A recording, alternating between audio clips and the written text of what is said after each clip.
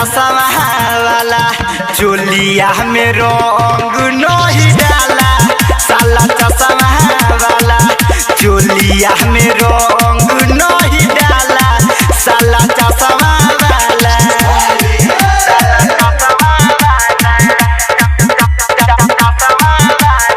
Mix by एंडी स्टार्सन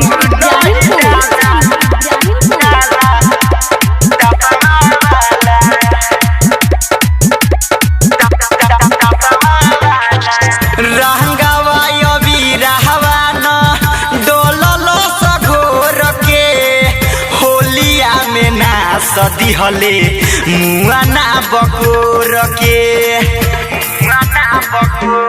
हाँ हाँ रंगावा बीरावा ना डोलल सघोर के होलिया में ना सदी हले मुआ ना बकोर के कोइले रही हम सब तैयारी लेके धइले रही दुगो पिचकारी लेके धइले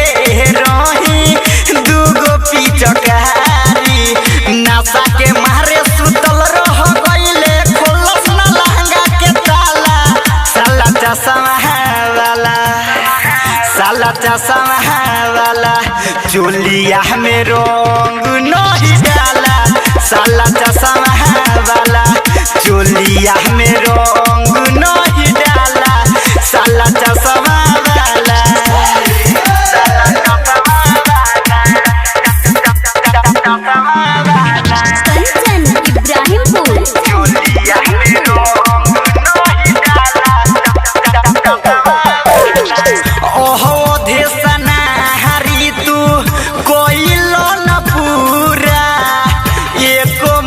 डलले नयर बिन राखी अधूरा हाँ हाँ ओहो देसना हरी तू कोइल न पूरा एको मुट्ठी डलले नयर बिन राखी अधूरा। सूर्या सूरज रामेश्वराही काहेला कोइल होली में तबाही। काहेला कोइल होली में तबाही। डलस ना रंगवा सबसे बदनवा हलाल चाहे कौन काला। साला चश्मा